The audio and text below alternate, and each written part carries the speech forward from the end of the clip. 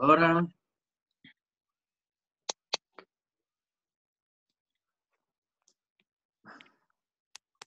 Bien. Bueno, vamos a comenzar, ¿vale? La última clase. Vamos a dedicar la primera parte, todo lo que nos sea posible para completar el temario. Y luego la segunda parte, pues os explicaré en qué consiste el examen y todo eso, ¿vale? Así que, bueno, vamos a empezar. ¿Alguien de los que estáis conectados podéis comenzar con una palabra de oración?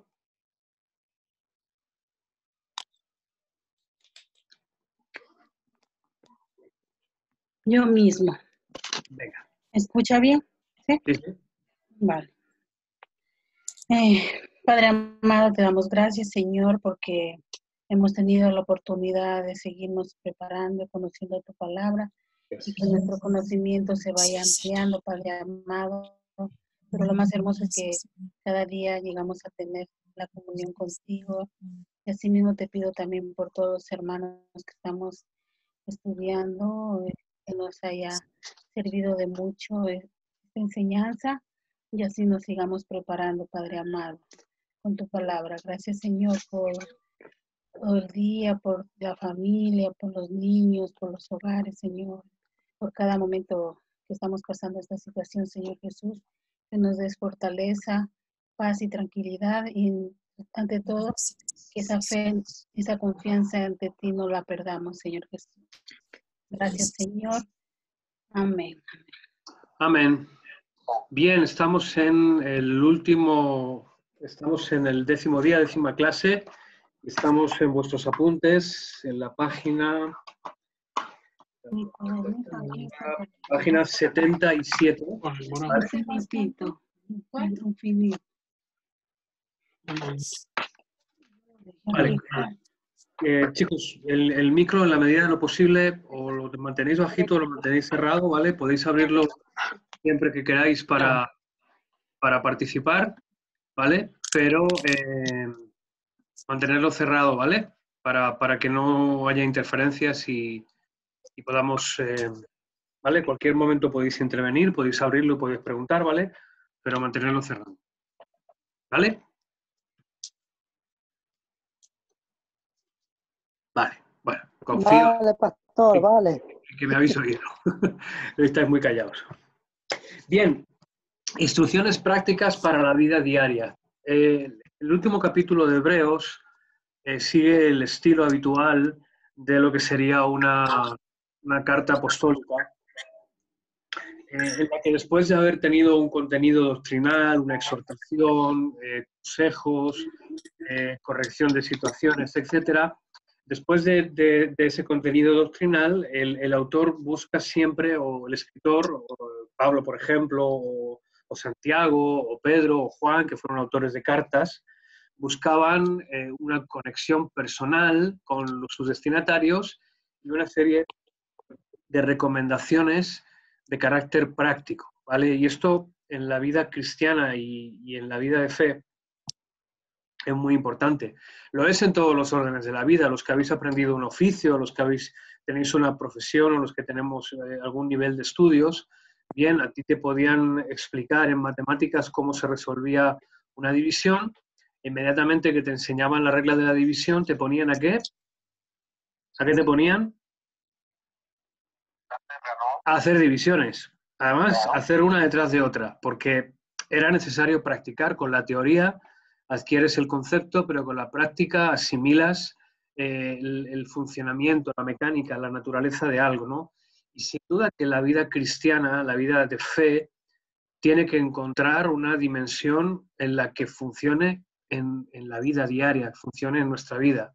Si no, corremos el peligro de convertirnos en gente demasiado mística, demasiado trascendente, demasiado ensimismada en una dimensión no conectada con la tierra. El peligro del misticismo es un peligro que todas las religiones tienen y el cristianismo no está libre de eso. Hay muchas exhortaciones a lo largo del Nuevo Testamento Hay mucho contenido teológico, doctrinal, hay mucho contenido muy contundente. Hebreos es un libro con un contenido teológico y cristológico muy potente, pero necesitamos encontrar formas y maneras en las que bajar, por así decirlo, bajar a un nivel que podamos manejar y que podamos gestionar. ¿Vale? Y eso es en lo que se va a ocupar el autor de Hebreos en este capítulo 13, junto con en la primera parte del capítulo, y la segunda parte sería ya lo que sería la despedida y algunos aspectos de la salutación final. Y vamos a la escritura, a la Biblia, Hebreos capítulo 13, versículo 1. Vamos a ver esto aquí. Hasta el versículo 4. Dice, sigan amándose unos a otros como hermanos. No se olviden de brindar hospitalidad a los desconocidos, porque algunos que lo han hecho han hospedado ángeles sin darse cuenta. Acuérdense de aquellos que están en prisión como si ustedes mismos estuvieran allí. Acuérdense también de los que son maltratados como si ustedes mismos sintieran en carne propia el dolor de ellos. Honren el matrimonio y los casados manténganse fieles el uno al otro. Con toda seguridad Dios juzgará a los que cometen inmoralidades sexuales y a los que cometen adulterio.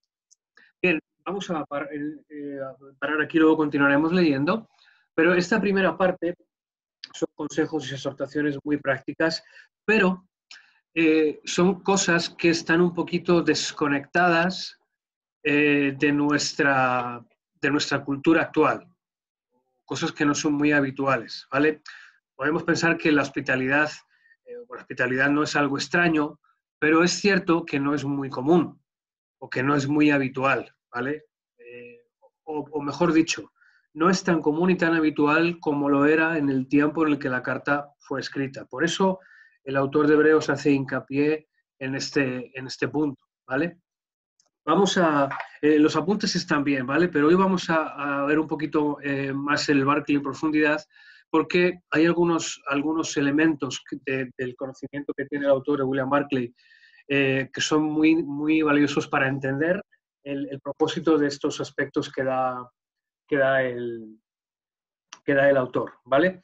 Entonces, a modo de introducción dice, a lo largo de toda la epístola a los hebreos, los admirables ventajas y promesas del nuevo pacto nos han alentado a seguir a Cristo, mientras que las advertencias nos han disuadido de caer en apostasía, ¿vale? De caer en apostasía y destrucción. Hemos comprado el antiguo y el nuevo pacto para darnos cuenta que Dios había preparado mejores cosas para nosotros. Y entonces en este capítulo nos va a dar instrucciones prácticas para la vida cristiana, va a hacer una petición de oración, va a hacer una información personal sobre sus planes y va a dar saludos de otras personas, ¿vale? A modo de bosquejo, pues deberes y relaciones, amarse unos a otros, honrar el matrimonio, estar contentos y confiados, considerar a nuestros líderes, adoración y sacrificios, unión con el Cristo eterno, sacrificios que ofrecemos y conclusión de la epístola. Bien, vamos al Barclay, ¿vale? Página 212, y ahí vamos a ir siguiendo un poquito en paralelo el bosquejo de los apuntes, ¿vale? Estoy ya en la página 78 de vuestros apuntes, ¿vale? Y vamos a ir en paralelo viendo también el libro de Barclay en la página 212, ¿vale? Entonces abrimos libro de Barclay, página 212.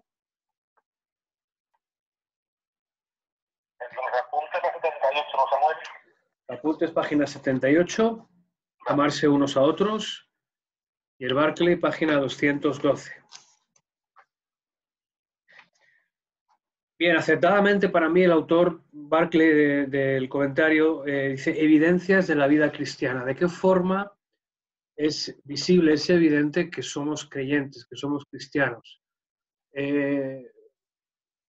Tenemos una manera de pensar y una manera de ver el mundo, pero la forma más genuina o evidente de que se vea nuestro cristianismo es la forma en la que vivimos, la forma en la que actuamos, la forma en la que nos conducimos.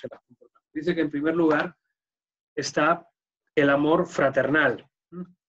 Bien, las circunstancias de la iglesia primitiva, las circunstancias que estaba viviendo la iglesia en aquel tiempo, ya eran en sí una dificultad para que el amor fraternal funcionara o fuera pleno. Las dificultades existían.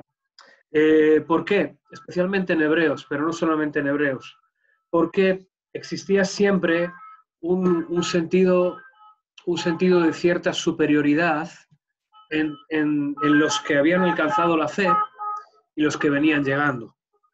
Es decir, oh, yo conozco al Señor de hace tanto tiempo, o yo he sido un discípulo de Cristo directamente, o yo he caminado con Jesús, yo soy uno de los apóstoles, o yo soy judío y he conocido el Evangelio siendo judío, pero tú eres gentil y has venido al Evangelio siendo gentil. Entonces, ese sentido de superioridad siempre fue un peligro latente dentro de la Iglesia. Esa actitud no es más que una evidencia de la naturaleza humana y de la naturaleza caída que convive dentro de la naturaleza del creyente, ese hombre viejo que tiene que ser muerto, que tiene que ser crucificado y que tiene que dejar paso al hombre nuevo nacido en Cristo. Dice aquí el autor Barclay, hacia la mitad del párrafo, dice que hay dos peligros. Dice, uno es la caza de brujas, el complejo de herejía, el deseo de conservar la pureza de la fe, el deseo de conservar la ortodoxia, de evitar el descarrío, ¿vale? Nos puede llegar a convertirnos en ser demasiado beligerantes, en ser, por así decirlo, unos celotes del Evangelio. Supongo que sabéis quiénes eran los celotes. Venga, abrimos micrófonos y si alguien sabe decirme quiénes eran los celotes y por qué se caracterizaban. ¿Alguien sabe quiénes eran los celotes? Los celotes no eran unos que había que, digamos, que estaban siempre de líos y demás, y uno fue de los que también intervino cuando a Jesús lo crucificaron, que querían armar protestas en el pueblo. ¿Vale? ¿Alguien más? ¿Quiénes eran los celotes?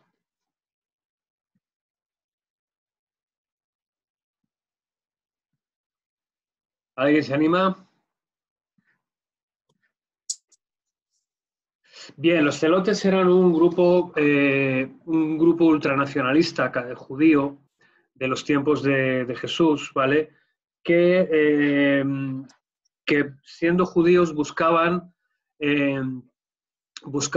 la liberación, por así decirlo, eran revolucionarios políticos que digamos que habían pasado de la vía política o democrática a la vía de los hechos consumados. Entonces eran especialmente hostiles contra los judíos, o sea, contra los romanos, y buscaban despojarse del yugo de Jesús, o sea, del yugo de Roma, ¿vale? Que Barrabás era celote, ¿vale? Entonces, el concepto de convertirse en un celote significa convertirse en una persona con un celo excesivo e incluso violento. Claro, nosotros a lo mejor no somos violentos con los hechos, pero podemos llegar a ser violentos con las palabras. Yo he sido testigo de discusiones acaloradas por cuestiones teológicas. Y es cierto que tenemos que combatir por la fe, ¿vale? Pero ese combate por la fe tiene que ser un combate basado en el fundamento de nuestra fe, que es la gracia y el amor de Cristo derramado en nosotros. Y para convencer a alguien con nuestros argumentos perdemos cualquier posibilidad de que nos respete, de que nos ame, porque somos duros, somos toscos, intentamos imponer nuestra opinión e incluso llegamos hasta ser ofensivos con él, no estamos ganando nada, sino todo lo contrario. Entonces, es peligroso este complejo de herejía. Mira, nos vamos a encontrar con hermanos que pueden ser más débiles en la fe, que pueden tener menos tiempo caminando en el Señor, que pueden tener cosas todavía no bien fundamentadas en su vida.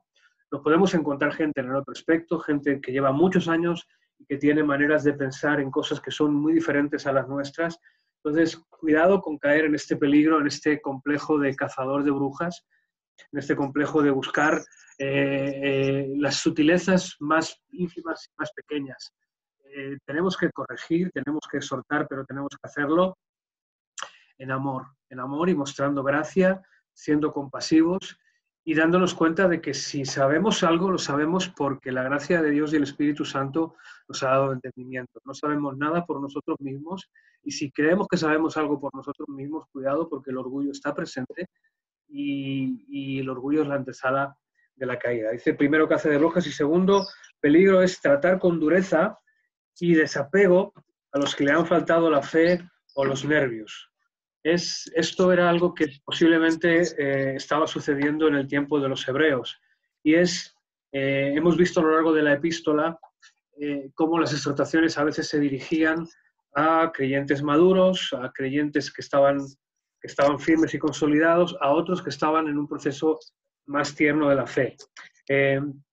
Entonces también muchas veces pues tendemos a abandonar o tendemos a tener en poco al que ha claudicado, al que ha fallado, al que ha caído, y eso también muestra una ausencia, una falta de amor fraternal. Es una gran cosa querer mantener la fe con toda su pureza. Desde luego que mantener la fe es fundamental, es importante, pero dice, cuando el deseo de mantenerla nos convierte en inquisidores duros y despiadados, es que ha desaparecido el amor fraternal. Y llegamos a una situación en la que es peor en la que queríamos evitar. Es decir, la exhortación es que debemos lograr mantener las dos cosas. Debemos lograr mantener la pureza de la fe, debemos lograr mantener y cuidar la doctrina y ayudar a que la verdad de Cristo resplandezca, pero tenemos que hacerlo bajo el fundamento de la gracia y del amor. Como decía antes, si para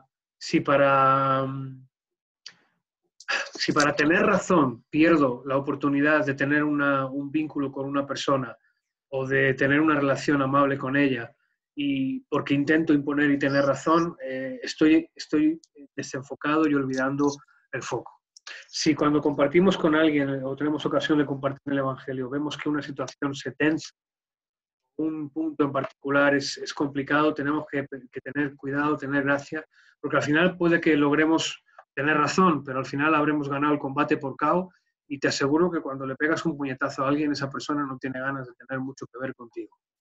Así que no estamos aquí para dar puñetazos, estamos aquí para compartir el Evangelio y vivir la verdad. Dice el segundo aspecto, dice, está la hospitalidad. El mundo antiguo respetaba y amaba la hospitalidad. Y aquí sí que hay una diferencia muy grande en la forma en la que nosotros entendemos la hospitalidad hoy en día. Al leerlo ha resultado muy, muy interesante ver cómo tanto en el mundo judío como en el mundo griego, la hospitalidad, alojar a gente en tu casa, no solamente era bueno, sino que era muy recomendable y era algo que honraba a los dioses. Así que por eso esta exhortación del escritor de Hebreos es tan interesante, porque culturalmente, en el tiempo y en los destinatarios, eso tenía un impacto muy, muy notable en ellos. Bueno, la mayoría de nosotros posiblemente hemos alojado gente en casa alguna vez, hemos recibido personas, pero el punto de la hospitalidad en el tiempo de la epístola iba mucho más lejos. Normalmente pues, puede que recibas familiares, que recibas amigos, ocasionalmente algún hermano, pero desconocidos, gente que no conoces, eso sería más complicado, ¿verdad? Es ahí donde quizá nuestra cultura se ha hecho más conservadora y más reservada en cuanto a la hospitalidad. Por ejemplo, yo tengo hijos y pues meter a cualquier persona en mi casa, pues, si no la conozco, no sería tan fácil, ¿vale? No sería tan sencillo. Página 213, segundo párrafo, dice, en el mundo antiguo había un sistema alucinante de lo que llamaban amistades de hospedaje. Y es que entre las personas que alojaban personas en su casa se establecía un vínculo de amistad y de relación que podía durar toda la vida. Muy interesante. Se tenían el acuerdo que cuando fuera necesario se ofrecerían amistad mutuamente. Lógicamente, obviamente, esto se haría más necesario entre creyentes, entre cristianos. Si era normal que lo hicieran los paganos o que lo hicieran los judíos y era una costumbre culturalmente aceptada, ¿cuánto más no se llevaría esa costumbre al terreno de la vida cristiana y de la vida de fe? Dice, en aquel tiempo habría muchos cristianos aislados que peleaban una vida solitaria. El cristianismo tenía que ser, y ahora también tendría que ser, una religión de la puerta abierta. Dice el autor de Hebreos, Dice que los que dieran hospitalidad a forasteros, sin saberlo, podían estar hospedando incluso a ángeles. O sea, esta es la importancia que le daba. Esto hace referencia a cuando Abraham en el Génesis recibió ángeles cuando estaban ahí, cuando los ángeles iban a ir a la ciudad de Lot para... Abraham y Lot recibieron ángeles, ¿vale? Entonces, la importancia de hospedarle. El siguiente punto, dice el punto 3, página 213, la solidaridad con los que tienen problemas. Aquí también hay una diferencia importante.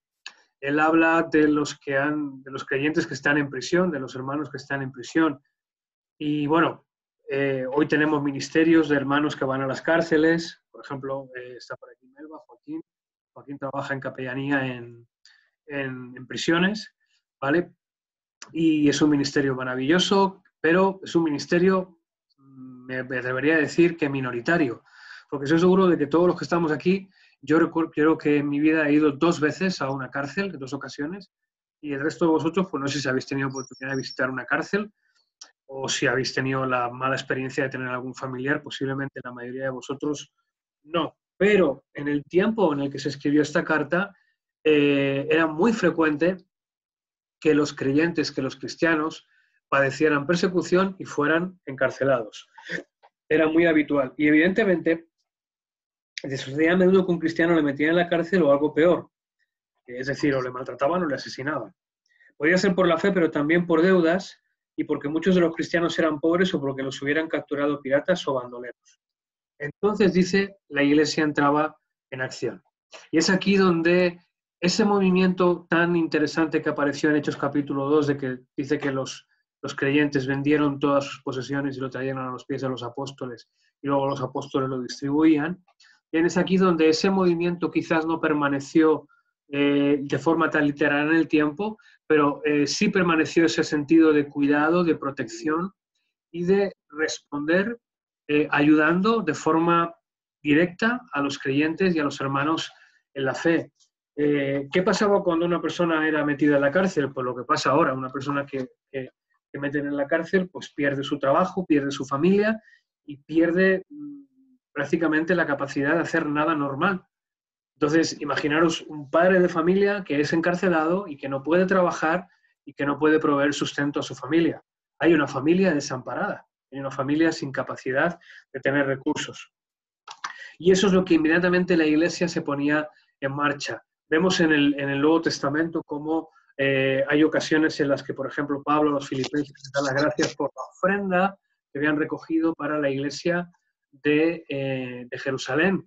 El tiempo de la persecución y el tiempo de una hambruna que hubo en Jerusalén, en el que hubo gran escasez y la Iglesia pasaba necesidad. Entonces, los hermanos de las iglesias de Galacia, Asia, etcétera, se comprometieron a hacer llegar una ofrenda en esta medida de generosidad y de solidaridad. Página 214, dice Arístides que un orador pagano, Arístides, decía de los cristianos: si se enteran de que uno de su número, uno como ellos, un creyente, está en la cárcel o en dificultades por ser cristiano, todos le ofrecen ayuda en su necesidad y si se le puede redimir, le procuran la libertad. Es decir, que si se enteraban de que un hermano estaba en la cárcel, hacían todo lo posible por ayudarle y preguntaban: oye, ¿cuál es la fianza? ¿Cuánto cuesta liberarle? Y empezaban a juntar dinero, juntaban la fianza y la pagaban. Voy a hacer una pregunta retórica, que no me respondas, pero ¿haríamos nosotros algo como eso? Ya, sí. Hay mucho ruido, por favor, no sé quién... Gracias. ¿Haríamos nosotros algo como eso? ¿Juntaríamos dinero para pagar la fianza de un hermano que estuviera en la cárcel? Es cierto que quizá no nos hemos visto en esa situación, pero sí quizá nos hemos encontrado con otras situaciones de necesidad en las que, bueno, hemos sabido o no hemos sabido y algunos hemos ayudado, otros no. Sabéis por dónde voy, ¿no? Y le dice, algunas veces condenaban a los cristianos a las minas, que era más o menos como mandarlos a Siberia, mandarlos a un gulag o mandarlos a trabajos forzados. Era una condena a trabajos muy penosos que no estaban remunerados y que estaban pues, en condiciones miserables. Dice, si los impíos condenan a un cristiano a las minas por causa de Cristo, ¿vale? No os olvidéis de él, sino mandarle de los ingresos de vuestro trabajo y sudor para su sustento y apoyo como soldado que es de Cristo. Fijaros, la importancia que le daban en el tiempo en el que se escribió Hebreos. Y un último ejemplo, dice en el segundo o tercer párrafo hacia el final: cuando los ladrones de Numidia se llevaron a sus amigos cristianos, la iglesia de Cartago reunió una cantidad entonces astronómica para rescatarlos y prometió más. Hasta se daba el caso de cristianos que se vendían a sí mismos como esclavos para que se reuniera el dinero necesario para el rescate de sus amigos.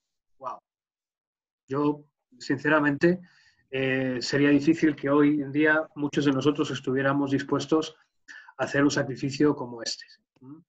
Eso no significa que seamos mejores ni peores, significa que la cultura tiene un peso importante y que la demanda del Evangelio en algunas ocasiones puede ser realmente desafiante. Pero sí, estoy seguro de que Dios nos daría la gracia para tomar una decisión como esta. Pero es para llamar la atención y para ver que lo que leemos delante de nuestros ojos y no parece tener mucho significado para nosotros, para los escritores, para los destinatarios de la carta, tenía un sentido muy potente. Así que no os olvidéis de la hospitalidad, ¿vale? Tenía un sentido fuerte para ellos, y a nosotros recordarlo y ver lo importante que era para ellos también tiene que significar algo relevante. Página 215 dice: en los primeros tiempos, ningún cristiano que sufriera por su fe se vería abandonado o olvidado por sus hermanos. Ningún cristiano que padeciera por su fe. Hoy nosotros tenemos noticias de cristianos y de iglesia perseguida y podemos ayudar, algunos ayudan, otros no tanto, ¿vale? Oramos, pero en aquel tiempo lo que se traduce de todo esto es que las acciones eran directas y fijaros, ¿cómo llegaba la gente a enterarse de que un hermano estaba en la cárcel? Pues por el boca a boca, por la comunicación que existía entre los hermanos, por los viajes y todo, y se iba organizando un movimiento de recursos y de capacidad que iba dando. Esto es muy impactante. Bien, el siguiente punto que trata el autor Barclay es la pureza. Bien, en el tiempo del Nuevo Testamento, el matrimonio era una institución muy importante en todos los ámbitos, tanto en el ámbito judío como en el ámbito pagano. Podemos pensar que los paganos, porque como eran paganos, no le daban importancia al matrimonio, pero no es cierto. Por ejemplo, en Roma, el matrimonio era una situación legal muy potente y establecía unos privilegios, unos derechos y unas responsabilidades muy importantes. Los romanos consideraban que la familia, formada por un matrimonio entre hombre y mujer con hijos, era un elemento fundamental de la sociedad romana, y por lo tanto mucha legislación y mucha normativa cuidaba y protegía la familia. Luego tenían otras desviaciones y otras burradas, ¿vale? Pero la familia era importante, y por supuesto la familia en el contexto judío-cristiano era fundamental. Pero en esta exhortación del autor de Hebreos, ¿vale? El punto es: honre el matrimonio y los casados, manténgase fieles el uno al otro, evidentemente la fidelidad, ¿vale? Y luego apunta a las inmoralidades sexuales y al adulterio, ¿vale? Como dos peligros o dos acciones que deben ser evitadas o que deben ser guardadas. Aquí el autor dice, primero, había ascetas que despreciaban el matrimonio. Algunos incluso llegaban a castigarse o a castrarse, ¿vale? Orígenes, por ejemplo, fue uno de los grandes teólogos de la iglesia primitiva del siglo II. Orígenes llegó a castrarse a sí mismo siendo joven para demostrarles la pureza y el desafío que el Evangelio llegaba. Evidentemente esto es una manifestación extrema de ascetismo. ¿Qué es un asceta? Un asceta es una persona que para llevar al máximo las demandas de sus convicciones internas, se abstiene de todo aquello que pueda causar un peligro o pueda debilitarlo o pueda apartarlo de esa pureza. En el término sexual, ¿vale?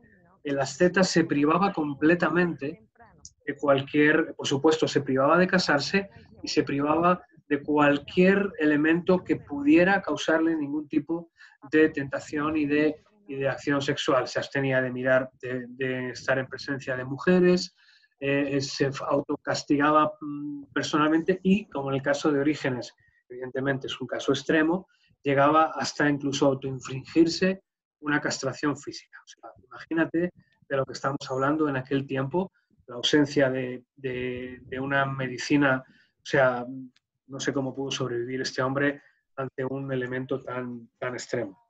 Evidentemente sabemos que nosotros no tenemos que llegar a tal extremo, que el control y el dominio de nuestras pasiones está en la naturaleza del espíritu en nosotros y en la vida espiritual.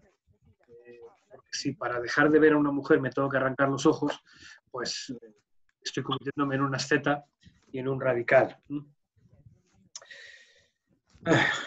Dice, el autor de Hebreos insiste, frente a estos ascetas es que hay que honrar y no despreciar el matrimonio, porque uno de los puntos de este ascetismo radical era como la sexualidad era una fuente de tentación, una fuente de pecado. Si me aparto de tener una mujer y una esposa, me aparto de tener tentación sexual con mi mujer y me aparto de estar ocupándome de ese tipo de cosas, y despreciaban el matrimonio. El matrimonio es un diseño divino, es un diseño eterno, el matrimonio es honroso, es valioso para Dios, ¿vale? Y el hecho, no se trata de que si no te casas no eres menos, o si no te casas eres peor que las personas casadas.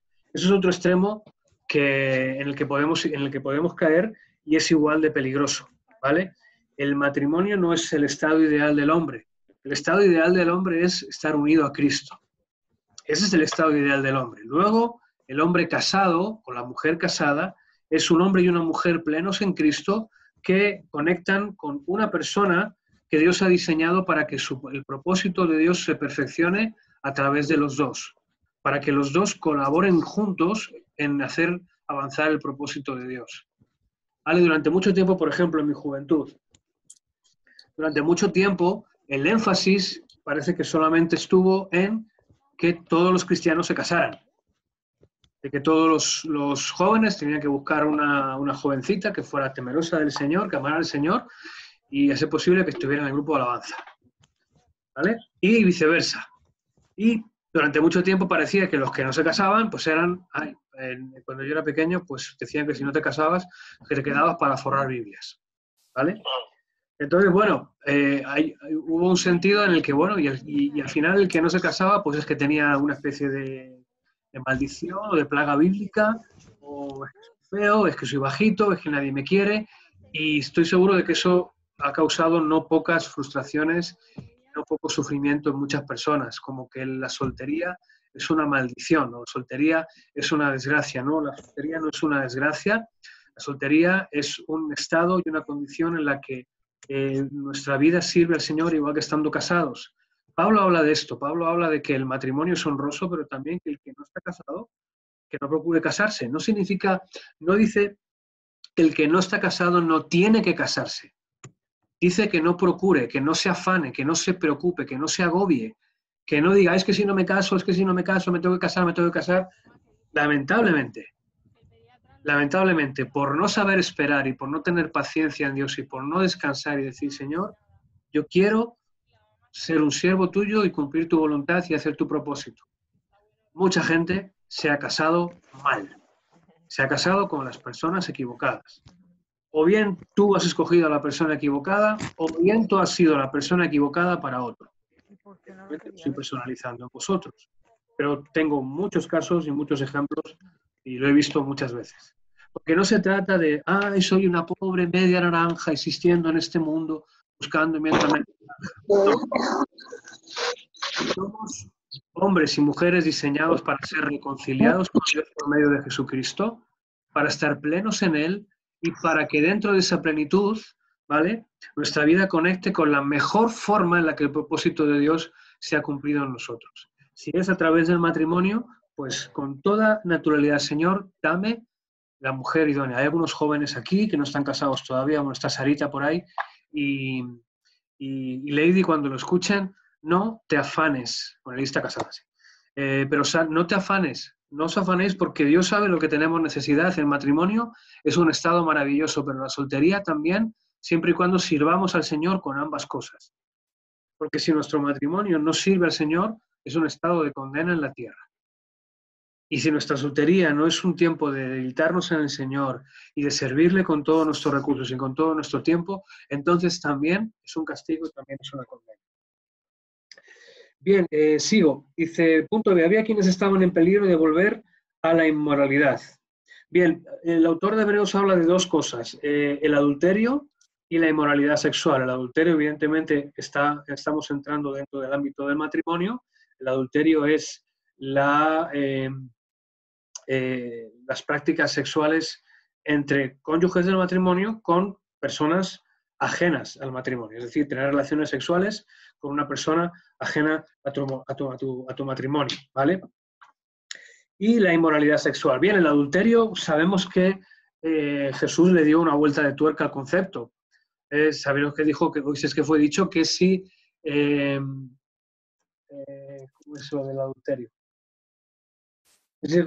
Oíste que fue dicho no adulterarás, pero yo os digo que todo aquel que mire a una mujer con deseo en su corazón, ya adulteró con ella en su corazón. Y del pecado de adulterio en nuestro pensamiento, seguramente nos tenemos que arrepentir los hombres y las mujeres casados con más frecuencia de lo que estamos dispuestos a reconocer. Y digo bien mujeres, parece que los únicos que tienen tentación sexual son los hombres. No, las mujeres también tenéis tentación sexual. Las mujeres también son tentadas a mirar más allá de lo que deben de mirar. Quizás no tan visualmente como los hombres, pero con el mismo resultado de tentarnos y de seducir nuestros deseos, ¿vale? Entonces, esa tentación, ese peligro del adulterio es un peligro latente del que nos tenemos que guardar, y el peligro de la inmoralidad sexual, de la falta de pureza, de la falta de integridad en la vida sexual, ¿vale? Dice, los cristianos trajeron al mundo un ideal nuevo de pureza. Dice, hasta los paganos lo reconocían. Galeno, en el pasaje antes citado, añade, también hay en su número individuos que, en el control y dominio de sí mismos y en su seria búsqueda de la virtud, han alcanzado un nivel no inferior al de los verdaderos filósofos. Wow, que esto lo diga un filósofo pagano de los creyentes significaba que era evidente, era notorio, la forma de vida y la forma de ser de los cristianos era drásticamente distinta y característicamente particular al resto. Hablaba antes de la familia romana. La familia romana era una institución muy noble, ¿vale? Pero algo que era común en la familia romana, evidentemente cuanto más alta era el rango, la categoría de la familia, más evidente era que el matrimonio tenía una medida de libertad en cuanto al ámbito sexual. Es decir, para ponerlo en palabras sencillas, el marido tenía amantes y la mujer también. Era muy común que los amos tuvieran relaciones sexuales con las esclavas y las amas igual. Esto era habitual. Esta era una de las razones por las que había muchísimos embarazos no deseados y por las que había multitud de abortos y de niños abandonados nada más de hacer. Esto era una tragedia, o sea, era una costumbre terrible de los romanos, y es que, bueno, los chiquillos nacían y si no se podían abortar mientras eran gestados, se abortaban nada más nacer, se tiraban a la basura, literalmente, se tiraban a los retretes, a las cloacas de Roma. De hecho, era tal el infanticidio que se producía que con frecuencia colapsaban las cloacas, los cadáveres de los niños. ¿Vale? Sí, sé que es muy desagradable, pero este es el contraste tan grande, porque cuando se empezó a ver cómo eran los cristianos eran fieles. Eran fieles a sus esposas y a sus esposos. Honraban su matrimonio, cuidaban a sus hijos, eran leales al Estado, pagaban los impuestos, no estafaban, no engañaban, eran íntegros. Es decir, la vida de los cristianos reflejaba el estándar de pensamiento y de doctrina que tenían dentro de ellos. Fijaros, sus obras hablaban claro, alto y contundente de su fe. Por eso es tan importante este capítulo 13 de Hebreos.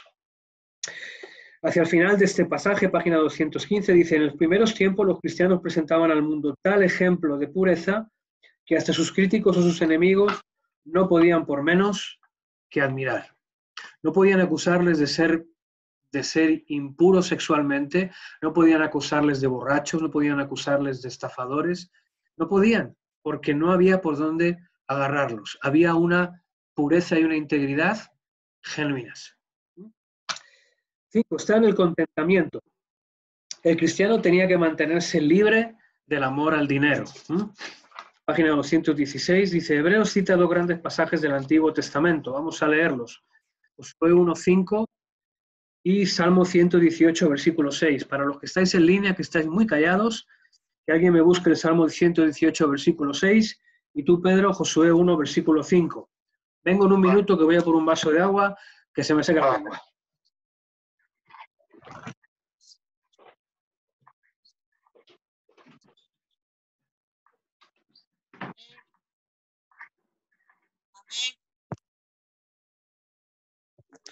Bien.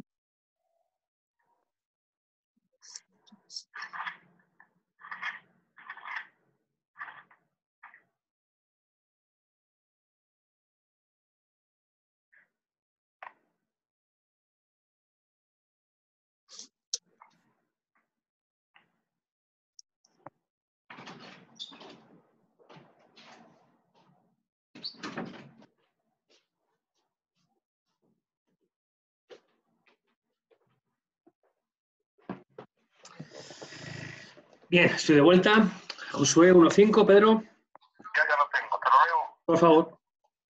Salmo Nadie podrá hacer frente en todos los días de tu vida. Como estuve con Moisés, estaré contigo. No te dejaré ni te desampararé.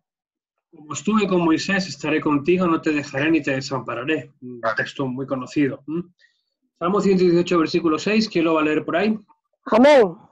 Manuel. Jehová está conmigo. No temeré lo que me pueda hacer el hombre. Amén. Amén. Bien, decimos, Dios está con nosotros. Y decimos No amén. temeremos. Pero el problema es cuando aparte de Dios hay otros elementos, otras redes, otras circunstancias que constituyen como una red de seguridad, ¿vale?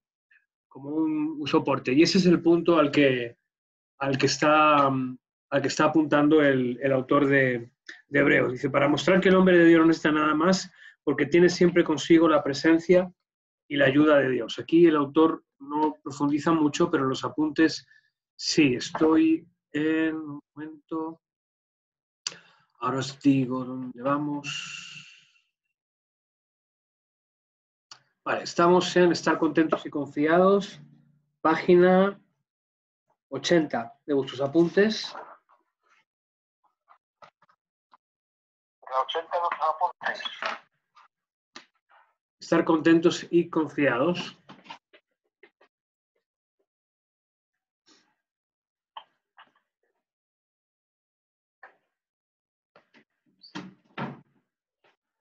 Sean vuestras costumbres sin avaricia, contentos con lo que tenéis ahora. Hebreos 13:5 dice: porque raíz de todos los males es el amor al dinero, el cual codiciando muchos, ¿vale?, cayeron en tentación y en lazo, ¿vale?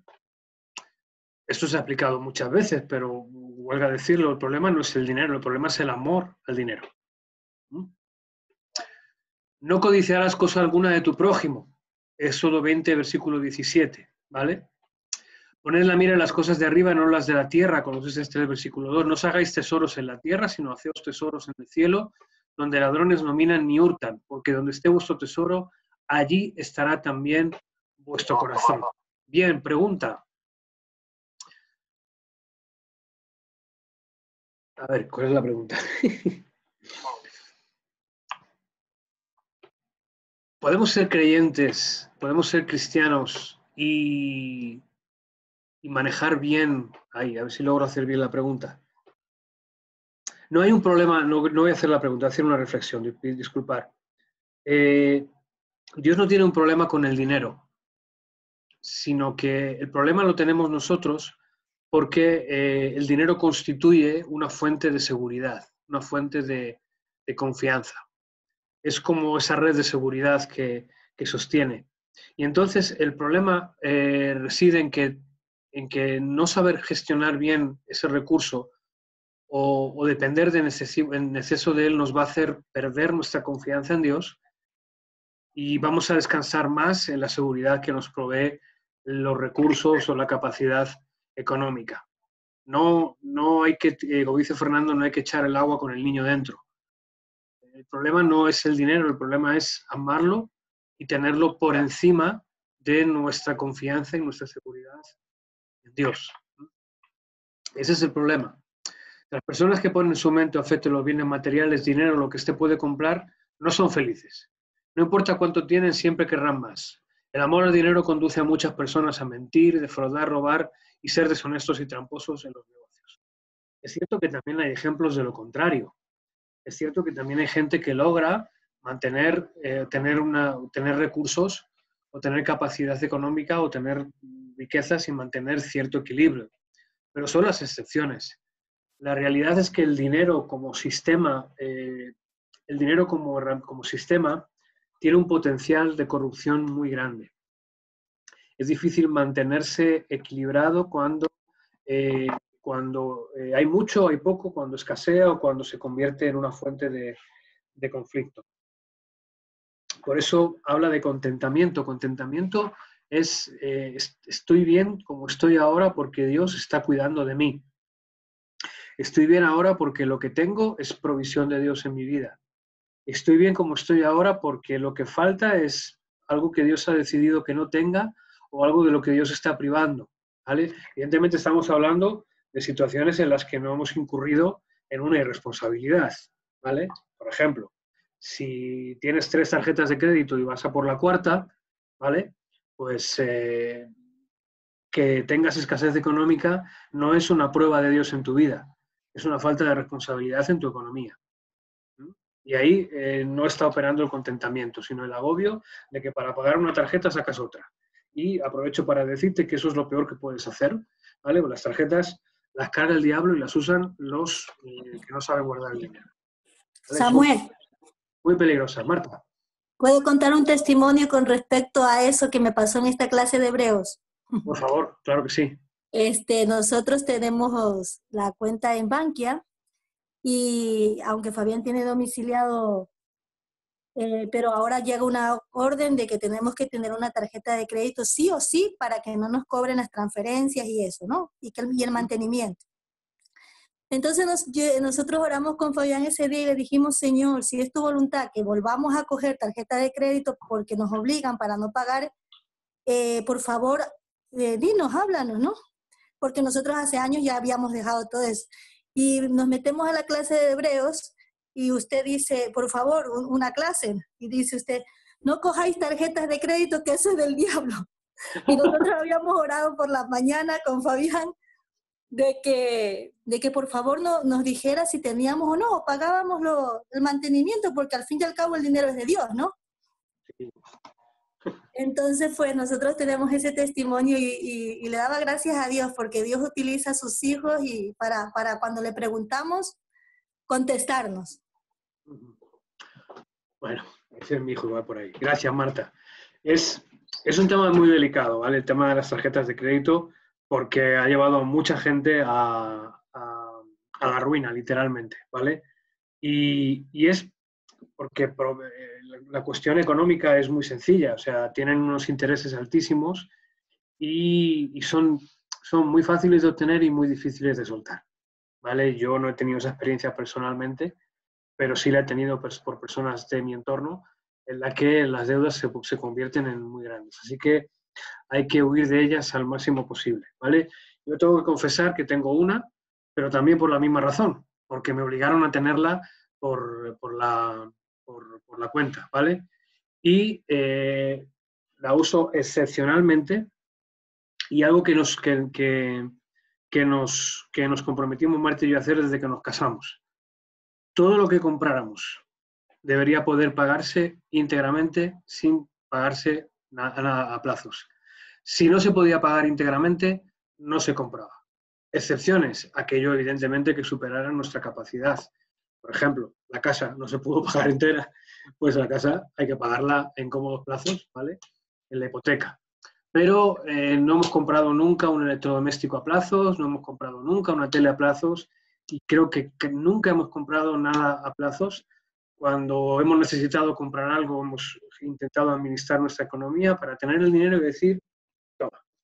Ese es un principio que nos ha funcionado muy bien. Y las tarjetas de crédito, huir de ellas al máximo, si como mucho y por una obligación como esa, porque es cierto que las cuentas cada vez están más vinculadas a eso, pero mira, según te la dan y se te la tienen que dar, la guardas y ni siquiera la activas y muerto el perro se acabó la rabia. Para estar contentos debemos poner a Dios en primer lugar de nuestra vida. Ya sea que tengamos mucho o poco, reconozcamos que proviene de Dios, pues Él es el dueño de todo.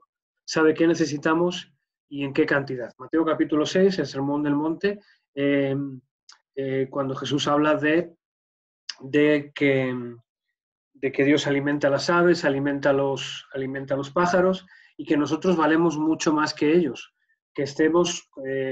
Que busquemos primero el reino de Dios y su justicia, que Dios sabe que tenemos necesidad de sustento, de abrigo, de comida. Estamos en una situación, el tema del COVID-19, en la que mucha gente, muchos hermanos, seguramente están siendo desafiados en su economía porque han perdido el trabajo. Y de aquí en adelante posiblemente vaya a haber más situaciones de este tipo. Llevamos 2 meses y medio y, bueno, podemos estar empezando a salir, pero las empresas, muchas de las empresas que tuvieron que cerrar por los ERTEs famosos, cuando han podido volver a abrir, han abierto para comunicar a sus trabajadores, chicos, se acaba, ¿vale? ERE de extinción, nos vamos, cerramos, no podemos sobrevivir. Entonces, nos va a tocar confiar y ver la fidelidad de Dios y ver cómo Dios provee y cómo Dios suple de forma sobrenatural.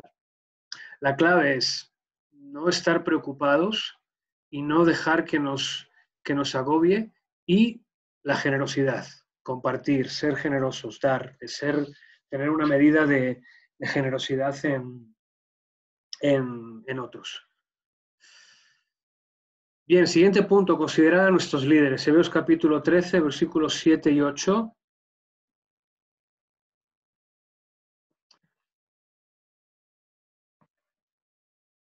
Dice, acuérdense de los líderes que les enseñaron la palabra de Dios, piensen en todo lo bueno que haya resultado de su vida y sigan su ejemplo de fe. Jesucristo es el mismo, ahora y hoy por los siglos. Este es el versículo lema de la Iglesia Cuadrangular. Jesucristo es el mismo, ayer, hoy por los siglos. El 7, pues, acuérdense de los líderes que les enseñaron la palabra de Dios, ¿vale? Traer memoria de las personas que nos han, en cierto sentido, que nos han liderado, pastores, ancianos, la gente que nos ayudó a llegar al Señor, aquellas personas que honramos en el cuerpo como maestros, como gente a la que por entender la madurez que hay en ellos, le concedemos esa honra de ser padres espirituales, ¿vale? No es, nuestro Padre es Dios, pero en un sentido la paternidad sucede en el cuerpo de Cristo cuando hay una mentoría, hay una influencia y hay un desarrollo. Hay que tener cuidado con que esa paternidad no se torne en paternalismo y no se torne en una dependencia excesiva, sino que sea realmente algo valioso, que haga crecer, como podría ser el caso de Pablo y Timoteo. Ahí vemos el ejemplo de una paternidad espiritual que realmente desarrolla plenitud en los hijos, en Timoteo, y realmente en el Pablo hay un sentido de entrega, de traslado y de soltar la responsabilidad sobre Timoteo. Y el versículo 17 y 18 dice el 17, obedezcan a sus líderes espirituales y hagan lo que ellos dicen. Su tarea es cuidar el alma de ustedes y tienen que rendir cuentas a Dios. Denles motivo para que las hagan con alegría y no con dolor. Esto último ciertamente no los beneficiará a ustedes. Oren por nosotros, pues tenemos la conciencia limpia y deseamos comportarnos con integridad en todo lo que hacemos.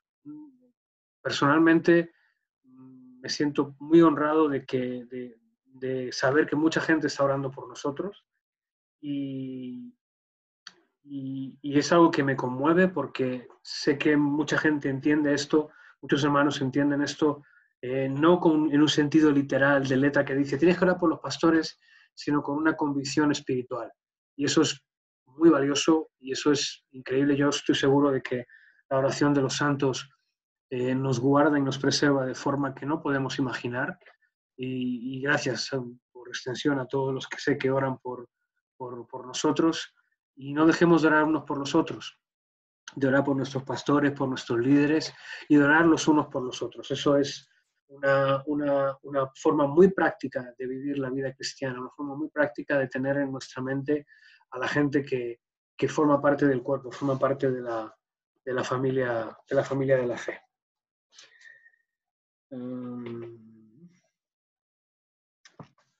Avanzamos un poquito. Estoy en... Vale, página 81, adoración y sacrificios. Del 8 al 14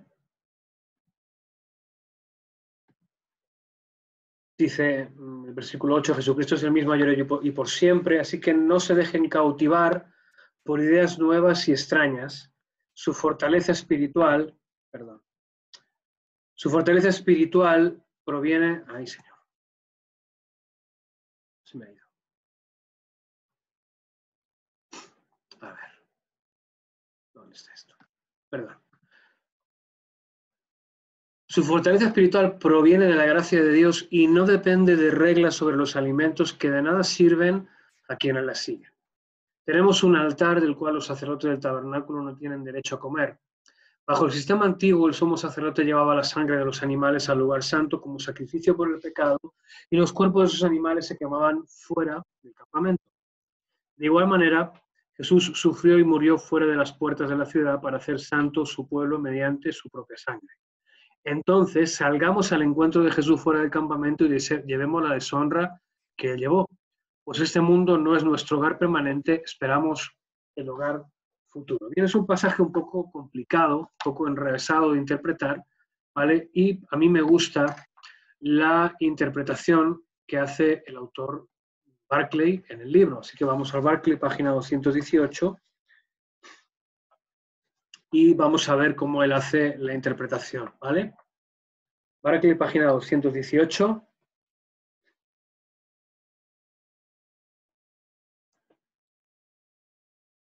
Dice, puede que nunca se descubra el sentido exacto de este pasaje. Está claro que se estaban introduciendo doctrinas raras y falsas en la Iglesia cuando se escribió esta carta. Esto sucedió entonces, sucede hoy y lamentablemente seguirá sucediendo. La tentación de mezclar o de introducir sutiles variaciones, de introducir elementos externos, es una tentación permanente porque está conectada con nuestra propia naturaleza carnal, está conectada con el orgullo, con cierta vanidad. Por ejemplo, hablábamos antes de ser demasiado rigurosos, de ser demasiado celotes en la fe. Recuerdo que hace un tiempo un joven que estaba en nuestra iglesia se marchó a otra congregación y tiempo después contactó conmigo porque estaban teniendo un noviazgo con una chica, estaban bien en ese noviazgo, pero estaban en una iglesia en la que tenían una serie de normas, por así decirlo, muy particulares en cuanto a cómo tenían que comportarse los chicos en el noviazgo. Y bueno, me contó un par de cosas y dije, un poco extremas, un poco así, me pareció un poco extremas, y me dijo que tenían como una especie de manual de comportamiento, de conducta, que prácticamente regulaba todos los aspectos de la vida de la gente. Me lo envió y quedé sorprendido porque literalmente estaba regulado absolutamente todo. Los jóvenes no podían, cuando estabas de novio, no podías tener ningún contacto con tu novia, solo podías tener conversaciones en presencia de personas, de adultos o de los padres, no podías estar a solas, no podías ir al cine, no podías tocaros, no podías daros la mano, no podían darse besos, no podían, si servían en el mismo ministerio, creo recordar, tenían que separarse, o sea, no podían servir juntos dentro del mismo ministerio. Si los dos estaban en la alabanza, pues uno dejaba la alabanza y el otro seguía. En fin, unas cosas que... excesivas, no, lo siguiente. Entonces, era como... Son añadiduras que a veces quizás en un principio pudieron tener una buena motivación, pero al final se convirtieron en una bola de cosas raras y una bola de añadiduras y de cosas añadidas que al final son reglas humanas, no son sustancialmente reglas de fe o reglas que podamos cumplir con un sustento bíblico. Evidentemente hay muchas cosas que la Biblia no regula. Por ejemplo, la Biblia no regula dónde te tienes que sentar en la iglesia. La Biblia no dice que te tengas que sentar delante, detrás, a la mitad o a la izquierda. ¿Vale? Todos sabemos que la primera fila de los lugares, de las salas de reunión, es la fila para los pastores. Menos en nuestra iglesia, en la que se puede sentar cualquiera. Pero la gente le tiene miedo a la fila número 1 y la gente no se sienta porque dice, no, es que es la fila de los pastores. Recuerdo que una hermana una vez, la iglesia estaba llena y había sitio en la primera fila, la que está justo delante de la plataforma. Y yo estaba bajando un momento y me tendió la mano para llamarme, me acerqué y me dijo, pastor, ¿le puedo hacer una pregunta? Sí, claro. Dice, ¿me puedo sentar aquí delante? Digo, sí, claro que sí, ¿por qué no? No, porque esta es la fila para los pastores. Digo, no, querida, esta es la fila para cualquiera que se pueda sentar. Posiblemente en muchos lugares o en su país de origen se estableció esa norma no escrita de que la primera, por un lugar de honra, de respeto, y eso es comprensible, pero santificar la primera fila de la iglesia y consagrarla para uso exclusivo de los pastores es volver a construir un clero, volver a construir un lugar donde solo los pastores pueden estar, ¿vale? Entonces, ese tipo de añadiduras son peligrosas y es un poco a donde está apuntando el autor de Hebreos. Bueno, bien, el autor de Hebreos está convencido de que la única fuerza verdadera le viene al corazón del hombre solo por la gracia de Dios y que lo que se come y lo que se bebe no tiene nada que ver con su fuerza espiritual. Bien, existía la idea en el contexto pagano, ¿vale?, de que la dieta y la alimentación podían ayudar a que los hombres conectaran mejor con los dioses, en el sentido de mostrar las virtudes de los dioses. Por ejemplo, para los judíos, ¿vale?, los judíos en el tiempo de Jesús, los alimentos y la comida eran muy importantes. De hecho, los fariseos eran muy cuidadosos con lo que se comía y con cómo se comía, eran cuidadosos con lavar. Jesús les llama la atención que limpiáis lo de fuera del plato, ¿vale? Todo el tema de la comida kosher, todos los alimentos que Dios mandó comer y los que mandó no comer, todo eso se convirtió en una seña de identidad. Nosotros somos más espirituales porque Dios nos ha regulado hasta lo que tenemos que comer. Evidentemente, sabemos en el desarrollo que vemos en las Escrituras que en el Evangelio de la Gracia se ha superado la prohibición alimenticia, ¿vale?, y se ha superado porque Dios nos ha colocado en un estadio de madurez mayor, ¿vale? Y para mí el mejor ejemplo de esto está en Romanos capítulo 14. Ahí hay una instrucción y una instrucción muy práctica del apóstol Pablo en la que habla de cuál debe ser la forma en la que nosotros debemos comportarnos con la comida. Y esencialmente es, come como una persona madura y compórtate como una persona madura con tus hermanos. El punto de ese capítulo 14 de Romanos es tener cuidado de los hermanos débiles en la fe. Habla de que hay un conflicto, una tensión entre los que son maduros en la fe y no tienen ningún problema para comer ningún tipo de alimento. Han entendido que todos los alimentos están santificados después de la cruz y en Cristo, de que la comida en sí no nos salva, de que nos salva la gracia de Dios en Cristo, y han decidido comer y participar de todo con acción de gracias sin motivo de conciencia. Pero existían todavía creyentes recién añadidos o creyentes en etapas de madurez en la vida de fe en las que todavía existía una influencia en cuanto a la comida. Por ejemplo, comer comida o carne sacrificada a los ídolos les constituía un problema de orden moral y les parecía algo dañino o pecaminoso. Entonces, el punto de Pablo no es que esté bien o mal comer carne sacrificada o comida que no sea alimento puro. El punto es el buen uso de la madurez y responsabilidad de un creyente maduro. Él dice Si yo no tengo ningún problema en comer carne sacrificada. Para mí lo como con acción de gracias porque no tiene nada de malo en sí. Pero lo que sí tiene algo de malo es que yo esté con un hermano más débil en la fe, un hermano para el que comer ese tipo de cosas sea importante, y yo, haciendo un mal uso de mi libertad, le ofenda participando de eso o intentando forzarles. También lo que decía antes, no, es que estás con esas tonterías todavía. Yo cuando he enseñado sobre esto, he intentado ser muy respetuoso, ¿vale? He intentado enseñar lo que considero que es la verdad del Evangelio, que la prohibición de comer ciertos alimentos está superada en el Nuevo Pacto y en el Evangelio. Ahora, si tú sigues leyendo Levítico y lees que no comerás animal con su sangre, ¿vale? Y sigue siendo valioso para ti, adelante, hazlo conforme a tu medida de fe. Yo, si te invito a comer a mi casa y te resulta ofensivo comer algo con sangre, yo no te lo voy a poner. Del mismo modo que a lo mejor tú has determinado no beber vino. Bien, perfecto. En el uso de tu libertad, ¿vale? Haz el mejor uso de ella que quieras. Yo tomo vino de vez en cuando, pero si te invito a casa y a ti no te gusta beber vino o te sientes ofendido por ello, yo no voy a poner vino en la mesa por amor a ti. Porque yo puedo ser libre para comer algo, puedo ser libre para beber algo, pero no soy libre para ofenderte. No soy libre para dañar tu conciencia. No tengo derecho a imponerte una madurez a la que todavía no has llegado. Tengo el privilegio de poder influirte. Tengo el privilegio de poder ser un aporte para ayudarte a crecer. Si me preguntas por qué, te voy a explicar por qué. Si me dices que es porque lo prohíbe el Levítico, te voy a explicar con las Escrituras por qué Dios nos invita a participar de eso con acción de gracias, ¿vale? Y comer de todo lo que hay en la carnicería sin motivos de conciencia. Pero si después de explicártelo todavía no te convences o todavía no tienes esa convicción, no te voy a obligar y no te voy a forzar, ¿vale? Y eso apela no a tener un mandamiento que cumplir, sino a tener una conducta cristiana que manifestar, que eso es el verdadero punto importante.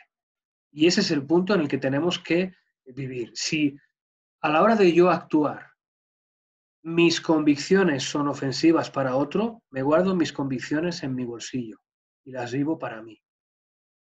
Porque si no, me convierto en un celote.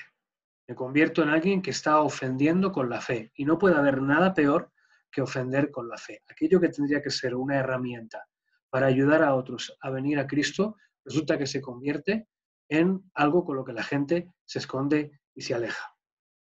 Yo puedo beberme una cerveza o tomarme una copa de vino. Una. ¿Vale? Porque tengo control y dominio propio. Entonces puedo participar con gente en una fiesta, en una celebración y tomarme una cerveza o una copa de vino. Y si estoy con personas que han tenido problemas con el alcohol, ni siquiera lo voy a plantear. Tengo una persona en mi familia que ha tenido problemas con el alcohol y cuando tenemos ocasión de reunirnos en nuestra mesa nunca hay vino, nunca hay cerveza. Y sin embargo, con otros familiares sí podemos compartir una copa de vino o podemos tomarnos una cerveza de vez en cuando. Yo tomo cerveza sin alcohol y también tomo cerveza con alcohol. Ay, el pastor toma cerveza. Sí, lo siento si se te cayó un mito. No construyas mitos con personas. Construye un vínculo con lo que hay de Cristo en mí, ¿vale? Y no tiene nada de malo beber un poco de vez en cuando. Pablo le recomienda a Timoteo que tome un poco de vino a causa de su estómago. Evidentemente, si el vino crea problemas de adicción, estamos ante otra cosa. Es lo mismo que con el dinero. El dinero no tiene ningún problema en sí mismo, es el amor al dinero. El problema no es que no sepas qué hacer con el dinero, sino que cuando tienes 50 euros en el bolsillo, en vez de pensar en qué los vas a gestionar y administrar, coges los 50 euros y te vas al centro comercial y te los pules en comparte 7 cosas. El problema no son los 50 euros, el problema es que no sabes gestionar y tienes un amor desmedido por el dinero. Bien, avanzo. Los judíos tenían leyes rígidas de alimentación, ¿vale? Y ellos creían que una forma en la que ellos servían y agradaban a Dios era siendo muy cuidadosos con lo que comían y con lo que cuidaban, ¿vale? Es lo que le sucede a Pedro en Hechos capítulo 13. Cuando tiene la visión, le baja el lienzo del cielo lleno de todo tipo de bichos y de animales impuros, ¿vale? Todo tipo de animales que estaban fuera de los animales Y Dios le dice, Pedro, mata y come. ¿Y qué dice Pedro? Señor, no. Una contradicción in terminis. Señor, no. O sea, mi amo, mi dueño, mi señor, no. Porque nunca he comido ninguna cosa común ni inmunda. Entonces Dios le dice, Pedro, acabo de cambiar las reglas del juego. O mejor dicho, acabo de pasar a la siguiente página del libro. Durante un tiempo estuvo vigente lo que yo te dije, pero acabo de pasar la página y ahora hay un alimento y una comida superior a cualquier comida. Hay un alimento, el único alimento que yo quiero que comas, ¿vale? Y para que tú estés dispuesto a alimentarte bien de ese alimento, tienes que superar, ¿vale?, esa limitación y comer de todo lo que yo he declarado que es puro. ¿Por qué Dios cambia de opinión? Porque es Dios. El mismo Dios que había dicho que no se podía comer, entre otras cosas, langostinos, ¿vale?, es el Dios que dice, no llames tú inmundo lo que yo he declarado puro. Se pasó la página y Dios dijo, hasta aquí fue impuro, a partir de aquí yo lo declaro puro. Porque es Dios y Dios lo creó, y lo que Dios separó en un momento, ahora le ha dado validez y le ha dado valor. ¿Por qué? Porque nos ha preparado para un alimento mejor, que es a lo que voy ahora. Dice, algunos griegos tenían ideas muy definidas acerca de la comida. Bien, hacía tiempo que Pitágoras, que aparte de matemático era filósofo, de hecho era filósofo y matemático, había dado enseñanza en ese sentido. La escuela pitagórica creían en la reencarnación, creían en que había que vivir una serie de vidas para perfeccionar al máximo el espíritu y el estándar filosófico de la persona. Y que esa liberación se podía adelantar en la vida que te tocaba vivir a través de la oración, de la meditación, de la disciplina y del ascetismo. Así que el budismo no es ningún invento moderno, los griegos ya lo practicaban muchísimos antes de que aparecieran los budas. Los pitagóricos eran también vegetarianos. Y también estaban los gnósticos, que eran los que consideraban que la materia toda era totalmente, intrínsecamente mala, y que por lo tanto el cuerpo, hecho de materia, también era malo, y que había que concentrarse en lo espiritual, en lo trascendente, ¿vale? Creían, por lo tanto, que el cuerpo era malo y que había que tratarlo con rigor y austeridad. Comían al mínimo, la mínima cantidad posible para sobrevivir, y por supuesto se abstenían de comer carne. Porque la creencia es que lo que comieras o lo que dejaras de comer podía afectar a tu vida espiritual. Evidentemente, si tú te hinchas a comer asado, o te hinchas a comer frijoles, o te hinchas a comer arroz con o sancocho, o lo que sea que coman en tu país y que sea rico, ¿vale? El problema no está ni en el arroz, ni en el asado, ni en la paella, ni en los frijoles. El problema está en que no tienes capacidad ni dominio propio. Entonces, el problema no es la comida, es quién la come. El problema es el ejercicio del dominio propio y el ejercicio de la madurez. Por eso, bajo un fundamento de madurez y de ser gente responsable en Dios, podemos participar de muchas cosas, sabiendo que tenemos que tener control y que tenemos que tener la capacidad, primero nosotros mismos y después hacia otros. Bien, dice, aquí el comer y el beber tiene algo que ver con el cuerpo de Cristo. El autor de Hebreos se retrotrae a las ceremonias del día de la expiación, habla del sacrificio del Cordero de la Pascua, hicieran ofrendas por el pecado, y la cosa era que, aunque los que tomaran parte en aquel culto quisieran participar de la carne de los sacrificios, no les estaba permitido. Había ciertos sacrificios en los cuales había una parte que se apartaba para los sacerdotes y el resto se quemaba, pero había sacrificios en los que todo se quemaba y todo era consagrado para Dios, y de eso nadie podía comer y nadie podía participar. Y ese es el punto de este pasaje. Dice, Jesús era la ofrenda por el pecado del pueblo, y de ahí se sigue que de la misma manera que nadie podía comer la carne del animal que se había ofrecido por los pecados el día de la expiación, nadie puede comer la carne de Jesús. Puede que aquí tengamos la clave, y la clave a la que apunta el autor, y es interesante, es que posiblemente lo que se había empezado a introducir dentro de los cristianos en aquel tiempo es que la ceremonia de celebrar la mesa del Señor, de la que habla Pablo en su carta a los Corintios, que la instituyó el mismo Cristo, había empezado a introducir ciertos elementos paganos de que el pan y el vino tenían una conexión mística con el cuerpo y la sangre de Cristo en términos reales. Los que tenemos un trasfondo católico sabemos de qué estamos hablando de la Eucaristía. Estamos hablando de no de la Eucaristía, sino de la transustanciación. ¿Vale? La Eucaristía católica establece que en el momento de la consagración del vino y de la hostia, se llama hostia, ¿vale? Se produce una transformación, un cambio de sustancia, y que lo que son símbolos, un líquido fermentado de la fruta del fruto de la vid y un pan amasado de harina, se convierten literalmente en el cuerpo y en la sangre de Cristo. Bien, eso es un dogma dentro de la Iglesia Católica, y cada vez que se consagra y cada vez que se toma la comunión, se está literalmente tomando el cuerpo y la sangre de Cristo. Claro, este es un punto muy, muy fuerte, y es un dogma muy, muy fuerte de la Iglesia Católica. De hecho, ha logrado permear tan fuertemente que para los creyentes católicos la Eucaristía es el centro de la experiencia de fe. Literalmente, comer a Cristo, comer del cuerpo y de la sangre de Cristo. Y cuando el dogma de la Eucaristía, el dogma de la transustanciación se pone en tela de juicio y las uñas se levantan, y es un punto muy, muy delicado. Y esto es a lo que está apuntando el autor de Hebreos en cuanto a dejar entrar esa sutileza que es una completa herejía. Nosotros, cuando tomamos los símbolos de la mesa del Señor, no estamos tomando el cuerpo y la sangre de Cristo literalmente, estamos recordando en forma de símbolos, ¿vale? Porque Jesús dijo que, claro, podemos decir, ya, pero es que Jesús dijo que el que no comiere de mi cuerpo y no comiere de mi sangre no tiene vida en él. ¿Bien? No está hablando de una expresión literal. Los rabinos, y Jesús era un maestro rabínico, los rabinos con frecuencia utilizan la hipérbole, la exageración retórica, para marcar la fuerza y la fortaleza de un argumento, de una idea que están planteando. ¿Qué quería decir Jesús ahí? Quería decir que si no recibís y no aceptáis mi sacrificio como el sacrificio literalmente de vuestras propias vidas, y participáis de él, identificándoos plenamente con él, no vais a tener vida en vosotros mismos. Y ese es el punto, ¿vale?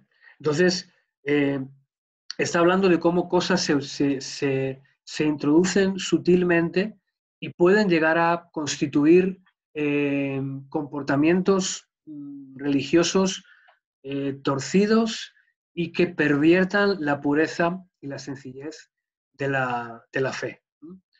Por ejemplo, con la Santa Cena suceden muchas cosas que son interesantes, ¿vale? Por ejemplo, hay gente que deja de tomarla porque está en pecado, ¿no? No hay nada que me resulte más contradictorio ni más antinatural que eso. Gente que rechaza tener la comunión porque estoy en pecado. Y perdona, ¿y cuándo vas a resolver lo del pecado? O sea, si estás reconociendo que hay una situación de pecado en tu vida y que por eso no participas de la mesa del Señor, ¿cuándo lo vas a resolver? No lo entiendo. O sea, gente que no está casada. La Biblia no prohíbe que la gente que no esté casada, ¿vale?, participe de la mesa del Señor. Participar de la mesa del Señor es una responsabilidad de los creyentes.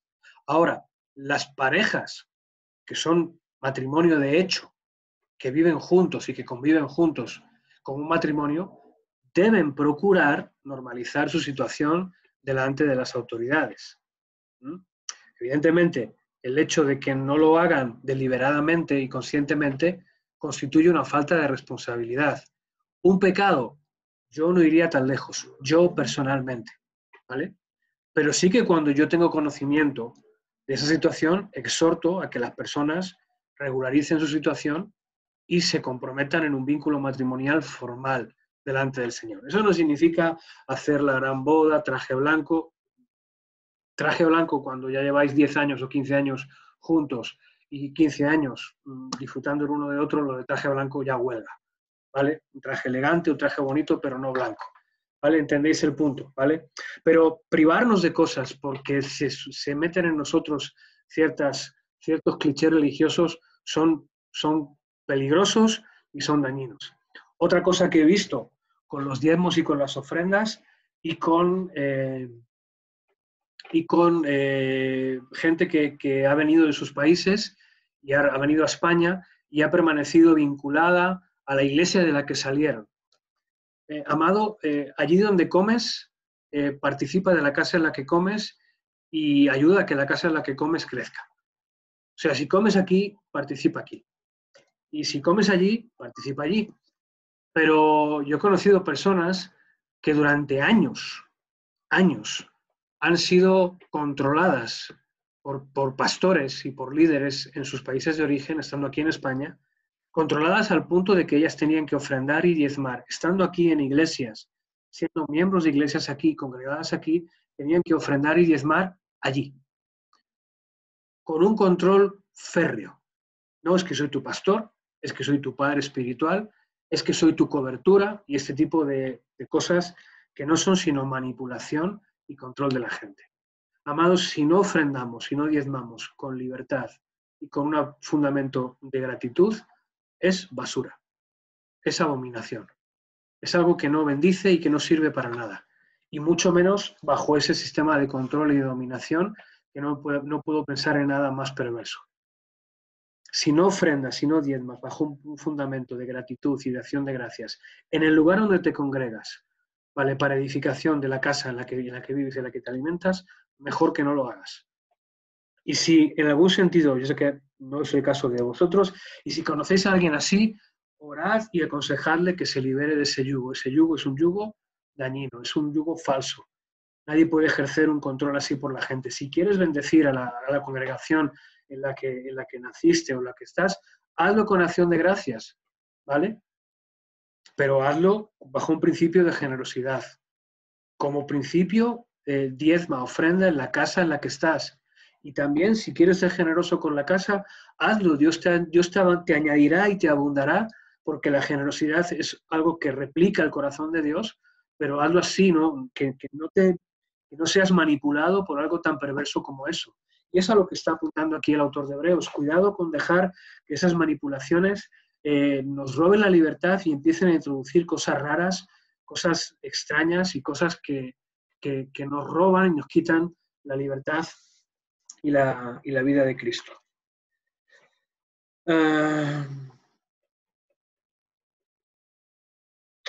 Vale, avanzamos un poquito más. Los sacrificios que ofrecemos, Hebreos 13, 15 al 16, menciona 3 sacrificios que podemos ofrecer a Cristo. ¿Por qué? Porque el sacrificio de Cristo como tal ya fue hecho y nosotros no podemos volver a ofrecer ese sacrificio una vez. Leí un libro en el que una persona que había salido del catolicismo romano hablaba de que el dogma de la Eucaristía y de la transubstanciación era tan fuerte que la negación podía llegar a implicar la excomunión.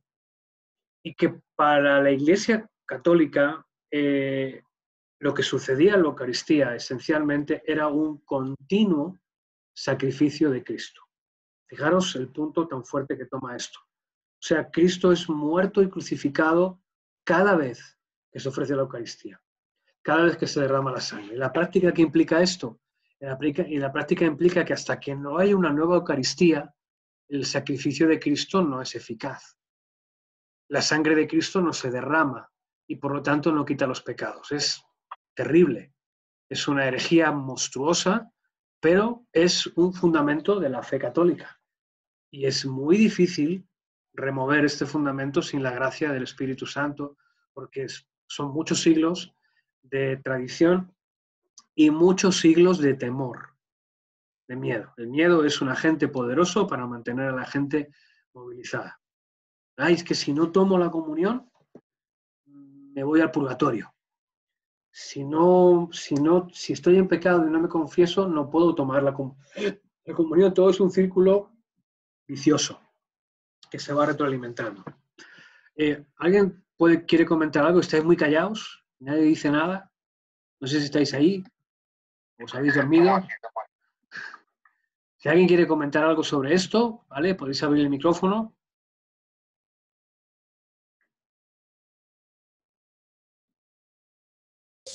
Nada, que amén. Amén. Bueno, gracias, Manuel.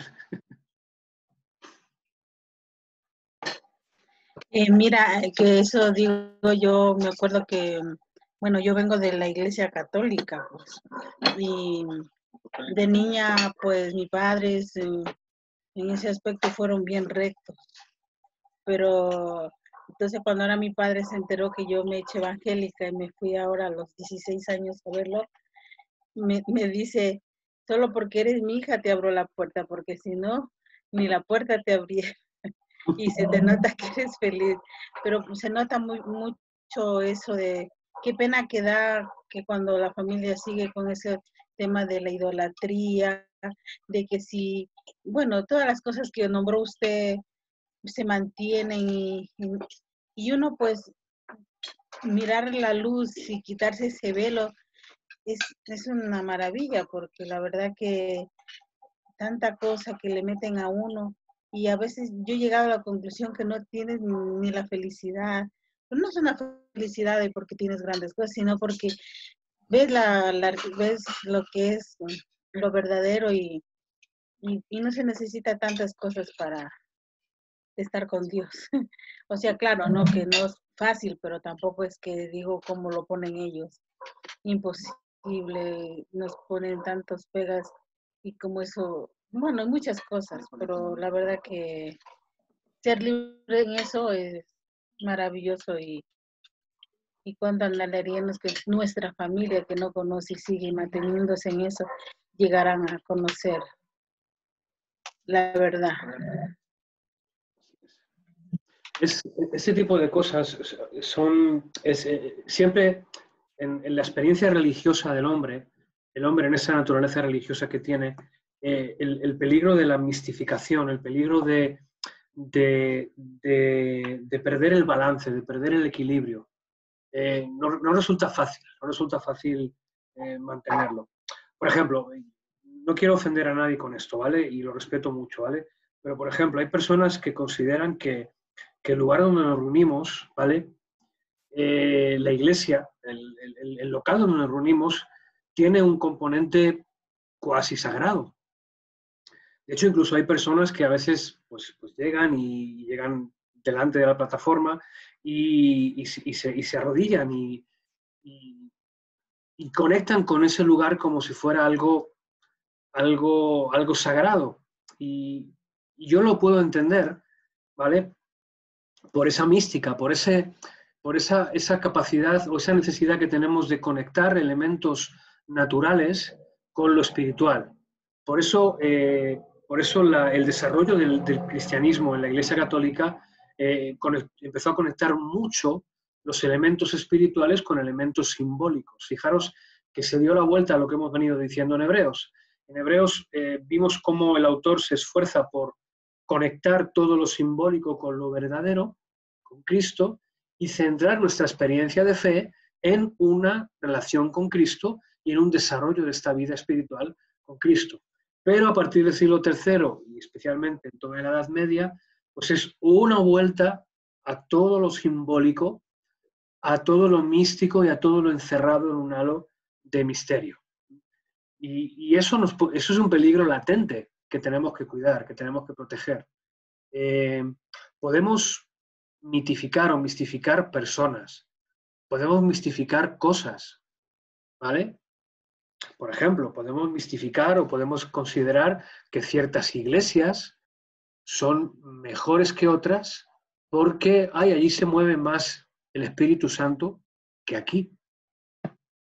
Cuando hace varios años emprendimos la enseñanza de la escuela profética, recuerdo que vino una persona a visitarnos y que decía que estaba buscando una iglesia donde se enseñara bien el don de profecía, porque había visitado varias iglesias donde había como compañías, bueno, había unos rollos, y la gente iba a ciertas iglesias porque en ciertas iglesias había gente que profetizaba.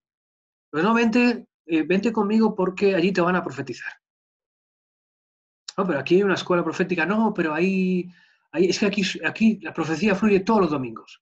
y hay un culto solamente de profecía los viernes por la tarde, y dice que se ponía la gente en fila y estaba la hermana y iba pasando uno para otro y pum, pum, pum, pum, pum, como despachando. Significa que no hay profecía, nos vamos a los extremos, porque es lo que tiene el misticismo. Lo que yo considero que es sagrado se convierte en muy sagrado para mí, y si no es sagrado para ti, entonces yo lo empiezo a atesorar, o yo intento meterte dentro de lo que yo considero, y entramos en terrenos peligrosos. Por eso nos tenemos que esforzar en la gracia y nos tenemos que cuidar y preservar unos a otros de que no se nos vuele mucho la cabeza con estas cosas, de ser cuidadosos, tener cuidado con las cosas raras, ¿vale? Mirad, a mí llevo en la iglesia desde que tengo 12 años, a mí me han soplado, me han empujado para adelante, me han empujado para atrás, me han dado en la cabeza, me han puesto las manos así, me han ungido con aceite, me han lavado los pies, de todo, ¿vale?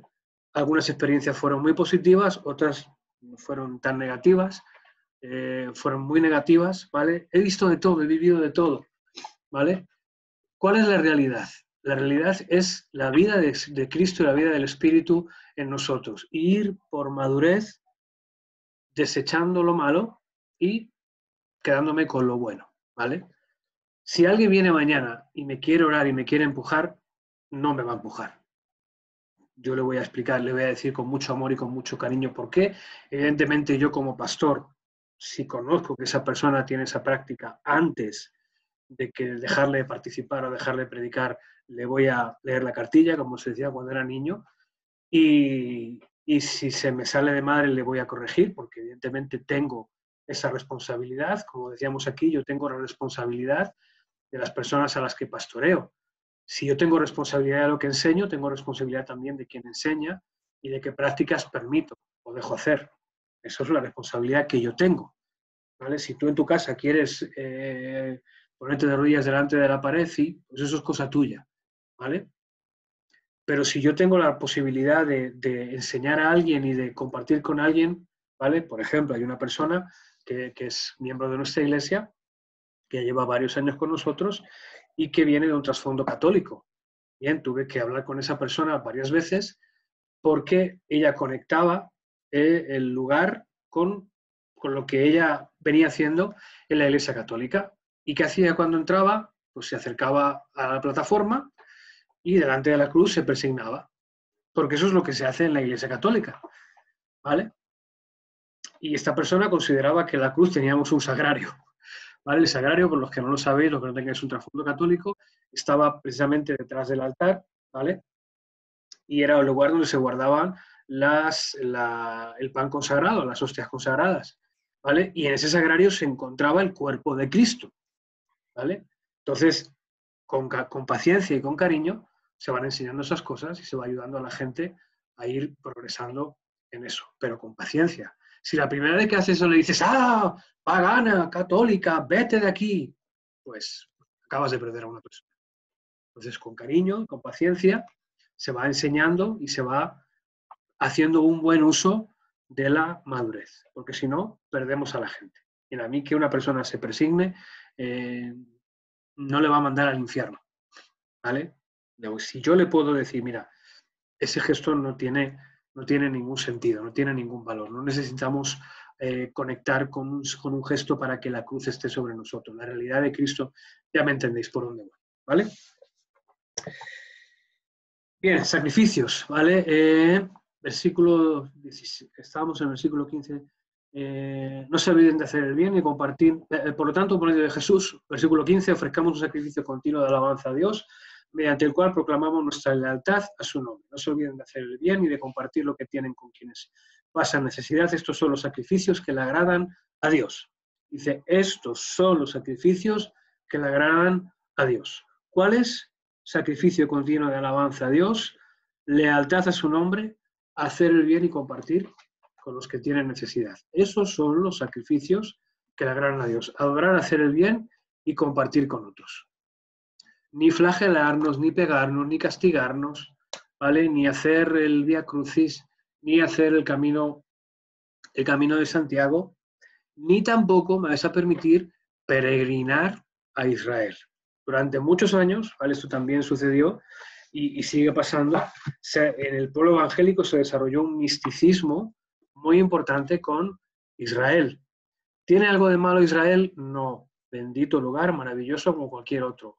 ¿Un lugar que me gustaría visitar? Sí, me gustaría visitar. Seguramente que tendría mucho impacto visitarlo. Pero de ahí a traspasar la línea y decir, no, es que si no visitas una vez en tu vida Tierra Santa, es que no has conocido al Señor completamente. Y eso es lo que les pasa a los musulmanes. Los musulmanes, para ser buenos musulmanes y llegar al paraíso de Allah, tienen que visitar la Meca una vez en la vida. Entonces vamos a convertir Israel en nuestra Meca. No es ese lugar en el que andó Jesús, pero hace muchos, muchos años, y no es un lugar que te salva en sí mismo. Yo conocí a una persona que hasta que no pudo viajar a Israel, no se bautizó, porque quería bautizarse en el Jordán. A esos extremos llegamos.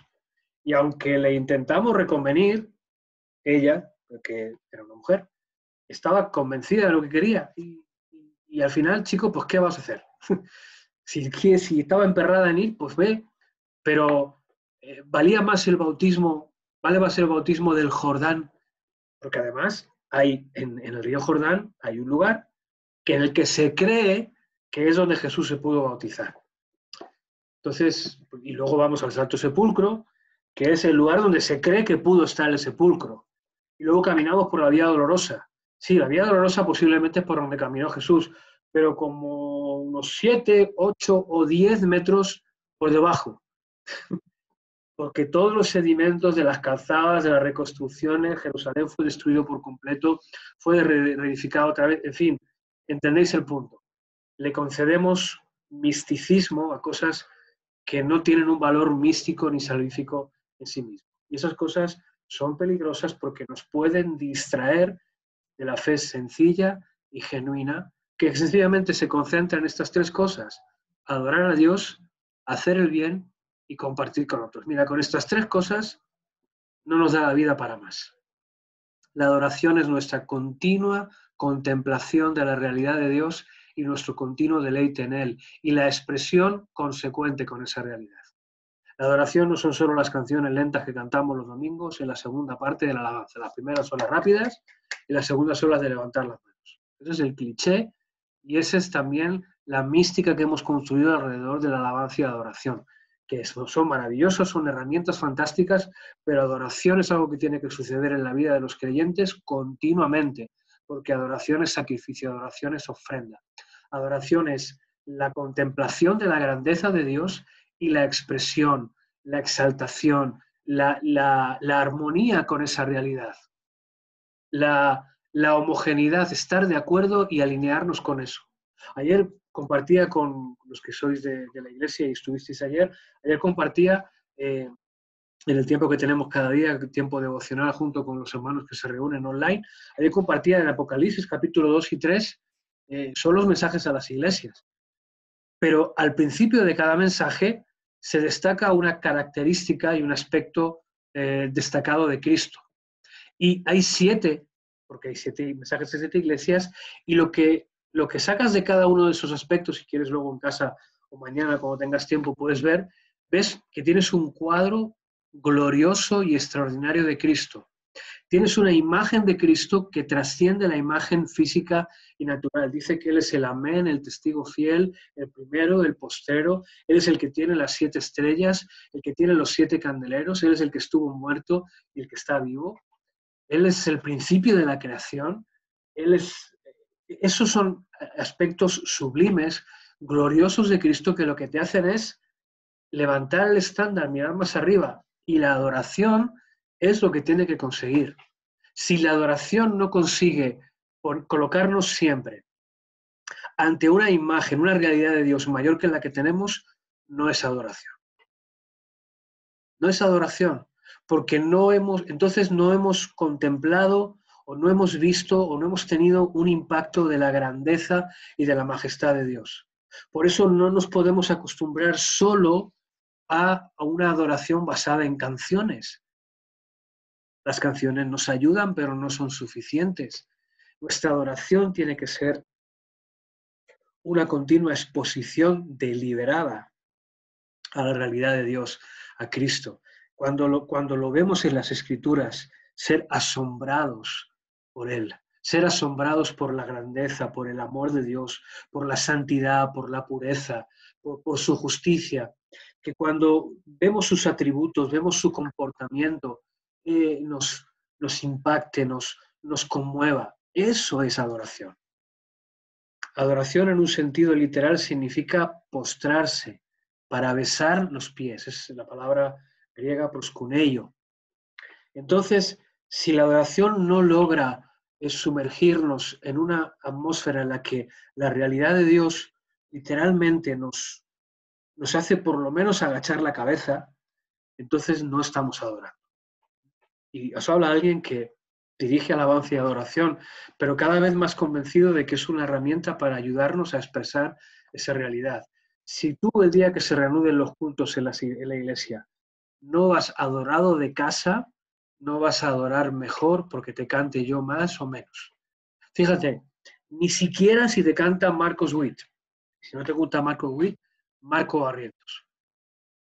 Y si no te gusta Marco Barrientos, pues el grupo que te guste, o Miel San Marcos, o Juan Carlos Alvarado, o Gilson, o Betel Chach, o quien sea. Porque si no vienes adorado de casa, no va a haber nadie ni que te entre, ni que te meta, ni que te suban. Hoy sí logramos subir a la presencia y entrar al trono de Dios. Mira, si no estás entrado ya desde casa, olvídate.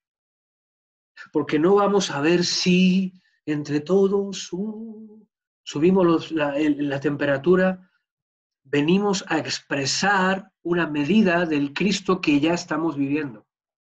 Así que si no estamos viviendo nada, pues no tenemos nada que aportar. Y entonces te puedo cantar A, B, C, D, me puedo poner allí de rodillas y llorar a moco tendido y yo puedo... que no va a pasar nada. Y no es que tengamos que dejar de hacerlo, tenemos que entender el propósito que tienen todas las cosas que hacemos. La adoración la herramienta que utilizamos para ayudarnos a adorar, nos tiene que ayudar a expresar la medida de adoración que cada uno tiene. Si no, no vas a adorar, ni vamos a lograrlo. Hacer el bien y compartir con otros. Bien, terminamos. Conclusión de la epístola. Hebreos 13, versículo 18 al 25. Vale, esta parte es muy breve y, bueno, es algo que podéis leer en casa porque tengo que dar paso al tema del examen para compartirlo con vosotros unos minutos. ¿Vale? Bien, pues aquí terminaría lo que es la clase, ¿vale? Dejaré compartir la pantalla. Bien, importante, prestarme atención, ¿vale? El examen lo voy a enviar al grupo de WhatsApp, ¿vale?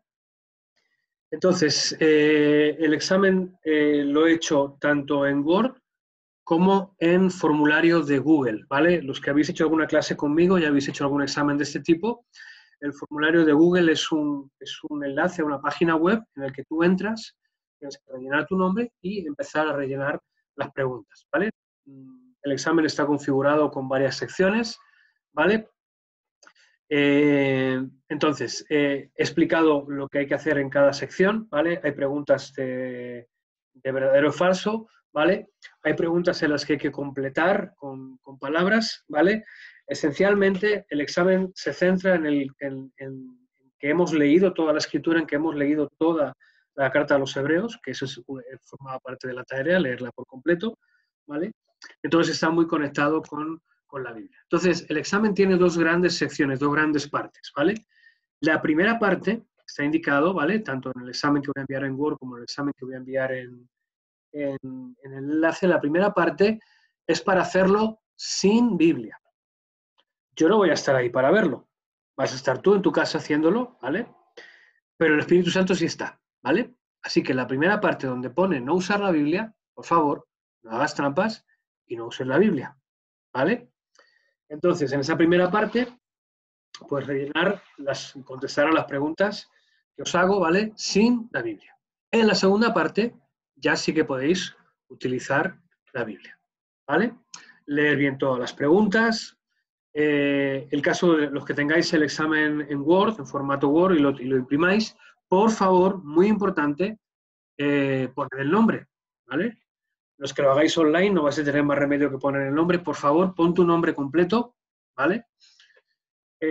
¿Cuánto tiempo tenéis para hacer el examen? Bien, tenéis un margen de una semana, ¿vale? Para enviar tanto el examen como el trabajo, ¿vale? A esas alturas ya tenéis que saber en qué consiste el trabajo, ¿vale? Y tenéis un margen de una semana de aquí al martes que viene, ¿vale? Voy a ser estricto esta vez con el margen, ¿vale? Un margen de una semana para entregar la tarea y el examen. En el transcurso de toda esa semana podéis irlo enviando, ¿vale? Los que hagáis el examen a través del formulario, cuando lo terminéis, se envía automáticamente y yo lo recibo, ¿vale? Yo recibo las respuestas, yo corrijo, evalúo, ¿vale? Y cuando esté todo evaluado, esté el trabajo evaluado, como hago siempre, os enviaré un mensaje y os diré cuál ha sido la calificación, o si tenéis que recuperar algo, etc. ¿Vale? En cuanto a Pedro, que sé que me vas a preguntar, ¿vale? A ti te lo haré mañana de forma oral. Te llamaré por la mañana y te haré el examen oral, ¿vale? Pedro tiene la limitación de que no puede recibir correo electrónico ni puede recibir ese tipo de cosas, pero el resto de vosotros podéis rellenar el examen o bien imprimiendo el documento en Word y escaneándolo o bien haciendo el formulario. Recomiendo utilizar el formulario. Es muy sencillo, ¿vale? Pero si no te gusta hacerlo, pues imprímelo el examen en Word, lo rellenas bien, por favor, con letra bien clarita que yo lo pueda entender, y me lo escaneas y me lo envías. ¿Vale? Bien, ¿alguna duda en cuanto al examen? Hablad ahora o callad para siempre.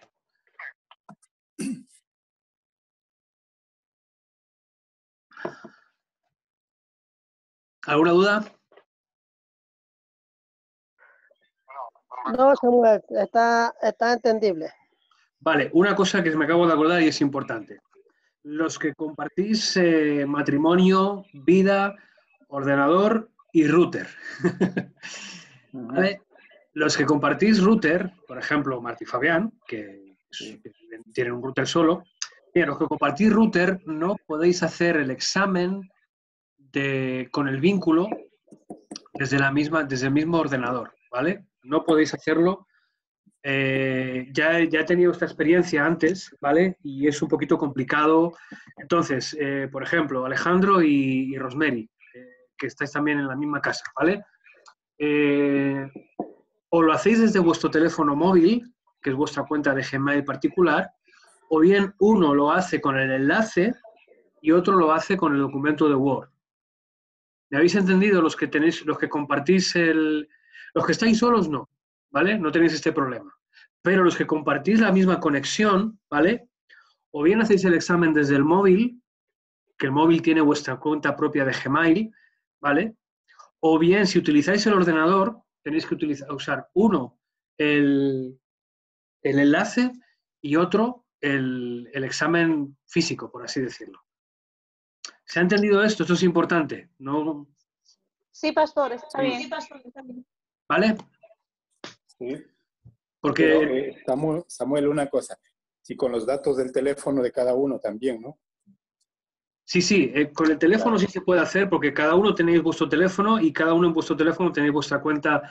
Los teléfonos que son Android tienen una cuenta asociada a vuestro correo electrónico de Gmail. Entonces, cuando rellenéis el formulario con el móvil, el formulario va a estar asociado a vuestra cuenta de Gmail. Eso es. ¿Vale? Vale, entendido. Hola, Virginia. soy Virginia. Sí. Dime. Hola, Virginia, dime.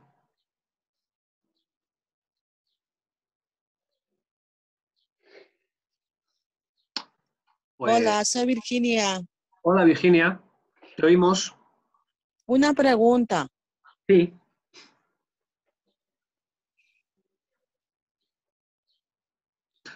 Adelante, Virginia, pregunta. No sé si no me oye bien.